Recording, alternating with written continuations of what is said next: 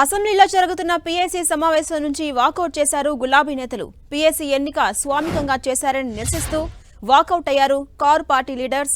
ఇందుకు సంబంధించి నామినేషన్లు ఎవరెవరు వేశారో బయట పెట్టాలని బీఆర్ఎస్ నాయకులు డిమాండ్ చేశారు.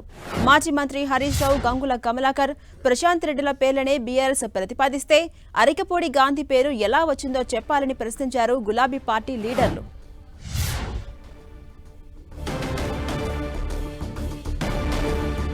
ఇదంశంపై మరింత సమాచారం మా ప్రతినిధి ప్రతాప్ అందిస్తారు. ప్రతాప్,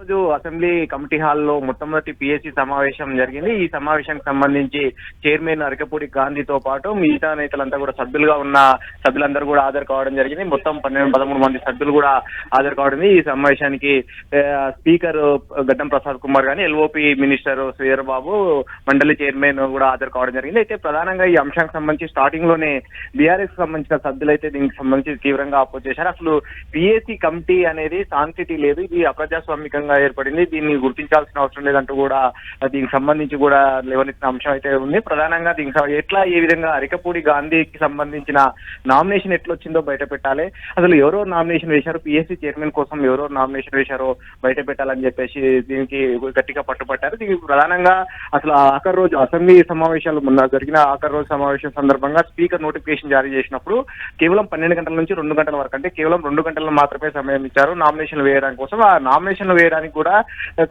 బీఆర్ఎస్ పార్టీ నుంచి మేము ముగ్గురం వేయడం జరిగింది. వాస్తవానికి హరీష్ రావుతో పాటు ప్రశాంత్ రెడ్డి, గంగుల కమలాకర్ ఈ ముగ్గురు పేర్లను కూడా పెట్టడం జరిగింది. కానీ ఈ ముగ్గురు పేర్లలో హరీష్ రావు పేరు ఎగ్జిట్ కావడం, అందులోకి అరికపూడి గాంధీ పేరు ఏ విధంగా వచ్చారో మాకు బయట పెట్టాలి. అసలు అప్పటికే పార్టీ మారారు కాబట్టి పార్టీ మారిన వ్యక్తికి ఏ విధంగా అందులో పరిగణలోకి తీసుకున్నారు, ఎవరెవరు ప్రపోజల్ చేశారు. నిజంగా వాస్తవానికి ఒక కమిటీలో 13 మంది మెంబర్లు ఉండాలి. కానీ ఒకవేళ గాంధీ కూడా నామినేషన్ వేసినట్లయితే 14 మంది అవుతారు. ఒక 14 మంది అయినట్లయితే కనుక ఖచ్చితంగా ఎలక్షన్ జరగాల్సి ఉంటుంది. ఏ విధంగా ఎలక్షన్ జరిగిందా, ఒకవేళ నామినేటెడ్ చేశారా, ఎట్లా జరిగింది, ఈ ప్రాసెస్ సంబంధించి పూర్తి స్థాయిలో బయట పెట్టాలని చెప్పినప్పటికీ కూడా అక్కడ నుంచి స్పీకర్ నుంచి ఎలాంటి సమాధానం రాలేదని బీఆర్ఎస్ నేతలు చెప్తున్నారు. కాసేపు క్రితమే బాయ్కట్ చేసిన నేతలు, బీఆర్ఎస్ నేతలంతా కూడా బాయ్కట్ చేసి వాళ్ళ ఎల్పీలో మీటింగ్ కూడా పెట్టుకొని దీనికి సంబంధించి కూడా మీడియా తోటి కూడా చిట్ చాట్ చేయడం జరిగింది. లోపల జరిగిన అంశాలన్నిటి కూడా వివరిస్తూ చెప్పారు. ఈ అంశానికి సంబంధించి స్పీకర్ దృష్టికి పదే తీసుకెళ్లినప్పుడు కూడా స్పీకర్ నుంచి ఎలాంటి సమాధానం రాలేదు. కానీ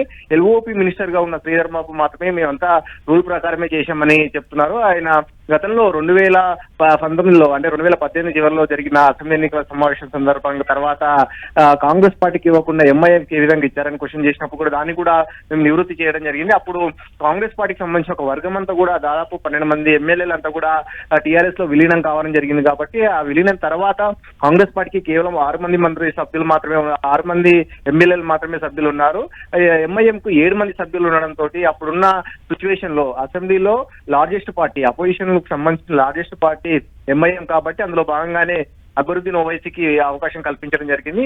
అప్పుడు కూడా మేము ప్రతిపక్షానికి ఇవ్వడం జరిగింది. కాబట్టి ఇప్పుడు కూడా ప్రతిపక్షానికి ఆ సాంప్రదాయం అనేది చాలా కాలం నుంచి 1950 నుంచి కూడా కొనసాగుతుంది. కాబట్టి ఆ సాంప్రదాయాన్ని కొనసాగించాల్సిన అవసరం ఉంటుంది. ఇప్పటికీ పార్లమెంట్ లో కాంగ్రెస్ పార్టీకి సేమ్ అదే గత 3 టర్మ్ల నుంచి కూడా అదే సాంప్రదాయాన్ని కొనసాగిస్తూ కూడా అక్కడ కాంగ్రెస్ పార్టీకి సంబంధించిన వ్యక్తులే పీఏసీ చైర్మన్ లో అవుతున్నారు. కాబట్టి ఆ సాంప్రదాయాన్ని ఇక్కడ ఎందుకు కొనసాగిస్తలేరంటూ కూడా మేము ప్రశ్నించామని కూడా ప్రశాంత్ రెడ్డి కాసేపు క్రితం మీడియా తోటి సందర్భంగా చెప్పడం జరిగింది. అయితే దీనికి సంబంధించి స్పీకర్ నుంచి కానీ మండలి చైర్మన్ నుంచి ఎలాంటి సమాధానం రాకపోగా ఎల్ఓపి మినిస్టర్ మాత్రం తాము రూల్ ప్రకారమే చేశామని చెప్తున్నారు. కానీ ఆ రూల్ ప్రకారానికి సంబంధించి అసలు నామినేషన్ ఏ విధంగా జరిగింది, అసలు ఎంతమంది నామినేషన్ వేశారని మేము ప్రశ్నించినప్పటికీ దానికి సమాధానం రాలేదు. అందుకని మేము బాయ్కట్ చేసి బయటకు వచ్చేసామని కూడా బీఆర్ఎస్ నేతలు చెప్తున్నారు.